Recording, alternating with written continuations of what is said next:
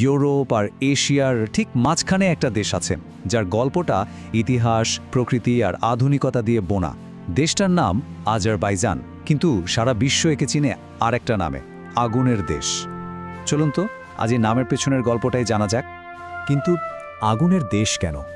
নামটা কি শুধুই একটা সুন্দর কথা, নাকি এর পেছনে সত্যিই কোনো রহস্য লুকিয়ে আছে? আজকের এই আলোচনায় আমরা ঠিক এই রহস্যের জটই খুলব। বেশ, তাহলে শুরু করা যাক। কোত্থেকে এলো এই আগুনের দেশ নামটা, আর এর মানেই বা কি? চলুন দেখি। কারণটা কিন্তু বেশ অবাক করার মতো। আজারবাইজানের মাটির নিচে আছে বিশাল প্রাকৃতিক গ্যাসের ভাণ্ডার, আর এই গ্যাসের জন্যই দেশের অনেক জায়গায় মাটি ফুঁড়ে আগুন বের হয়। বছরের পর বছর ধরে সেই আগুন জ্বলতেই থাকে। মানে এই নামটা কোনো বানানো গল্প না, একেবারে সত্যি একটা ঘটনা। আর এই ঘটনার সবচেয়ে বিখ্যাত উদাহরণ ইয়ানার দাগ, মানে জ্বলন্ত পাহাড়। একবার ভাবুন তো, একটা পাহাড়ের গা থেকে শত শত বছর ধরে আগুন জ্বলছে, দিন রাত, বৃষ্টি বরফ কিছুতেই নেভে না। এই অবিশ্বাস্য দৃশ্যটাই আজারবাইজানকে তার আসল পরিচয় দিয়েছে। প্রকৃতির এই আগুনের পাশাপাশি আজারবাইজানে কিন্তু আরেক ধরনের আগুনও আছে, সেটা হলো আধুনিকতার আগুন। বিশেষ করে রাজধানী বাকুতে গেলে পুরনো আর নতুনের এক অদ্ভুত মেলবন্ধন চোখে পড়ে। একদিকে দেখুন দুর্গের পাঁচিলে ঘেরা সেই পুরনো শহরটা, সরু গলি, প্রাচীন স্থাপত্য, মনে হবে যেন একটা জীবন্ত মিউজিয়াম, যেখানে ইতিহাস ফিসফিস করে কথা বলছে। আর ঠিক তার পাশেই অন্যদিকে মাথা তুলে দাঁড়িয়ে আছে ফ্লেম টাওয়ার্স, তিনটি বিশাল টাওয়ার রাতের আকাশে, যেগুলো দেখতে লাগে ঠিক যেন জ্বলন্ত মশাল। এই যে পুরনো আর নতুনের বৈপরীত্য, এটাই বাকুর আসল জাদু। আচ্ছা, এবার বাকু থেকে বেরিয়ে দেশের আরও গভীরে যাওয়া যাক, কারণ আজারবাইজানের গল্প তো শুধু আধুনিক দালানকোঠার গল্প না। 50,000 বছর ভাবা যায়। গোবুস্তান ন্যাশনাল পার্কের পাথরের গায়ে খোদাই করা ছবিগুলো ঠিক এতটা পুরনো। মানে এখানকার মানব সভ্যতার শিকড় যে কতটা গভীরে তা সহজেই বোঝা যায়। প্রকৃতিও এখানে এক কথায় অসাধারণ। একদিকে ক্যাসপিয়ান সাগর, তো অন্যদিকে বিশাল ককেশাস পর্বতমালা, মাঝে রয়েছে সবুজ উপত্যকা আর সমভূমি।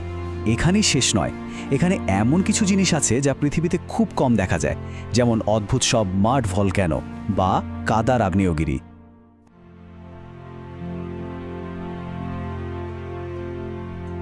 আর ইতিহাস সে তো আরও জটিল।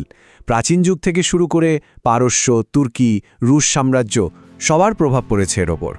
তারপর তো ছিল সোভিয়েত ইউনিয়নের অংশ। অবশেষে 1991 সালে দেশটা স্বাধীন হয়। এত কিছুর মিশেলেই কিন্তু আজকের আজারবাইজান তৈরি হয়েছে। স্বাধীনতার পর দেশটা একটা নতুন পথে হাঁটা শুরু করে, আর সেই পথের মূল শক্তি ছিল এর অর্থনীতি। চলুন দেখা যাক এই অর্থনৈতিক শক্তির উৎসটা আসলে কি। দেশের অর্থনীতির আগুনটাও কিন্তু এসেছে মাটির নিচ থেকেই। কাস্পিয়ান সাগরের তেল আর গ্যাসের বিশাল ভাণ্ডার, এই প্রাকৃতিক সম্পদই আজারবাইজানকে বিশ্বের দরবারে একটা বড় শক্তি হিসাবে প্রতিষ্ঠা করেছে। আর দেশের এই যে দ্রুত আধুনিকায়ন, তার পেছনের টাকাটাও এসেছে এখান থেকেই। বাকুর ওই উঁচু উঁচু বিল্ডিংগুলো তো এই সাফল্যেরই চিহ্ন। তবে আজারবাইজানের আগুন কিন্তু শুধু মাটি বা অর্থনীতিতে আটকে নেই, এই আগুনটা জড়িয়ে আছে দেশের আত্মাতেও। এর সংস্কৃতি আর ঐতিহ্য ঠিক ততটাই জীবন্ত। এখানকার সংস্কৃতিতে তুর্কি, পারস্য আর কক্কেশীয় সব কিছুর একটা দারুণ মিশ্রণ পাওয়া যায়। এখানকার খাবার দাবার যেমন পোলাও, কাবাব, দোলমা দারুণ সুস্বাদু। আবার এখানকার মুঘাম সঙ্গীত তো ইউনেস্কো হেরিটেজের অংশ। জিন্দগি কা সাথ নিভাতা চলা গয়া। আর শেকি খান প্রাসাদের মতো জায়গায় গেলে কাচ আর কাঠের কাজ দেখে চোখ ফেরানোই মুশকিল।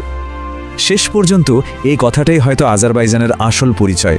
এটা এমন একটা দেশ যেখানে আগুন শুধু মাটির নিচেই জ্বলে না, আগুনটা জ্বলে তার মানুষের মনে, তাদের সংস্কৃতিতে, তাদের ভালোবাসায়।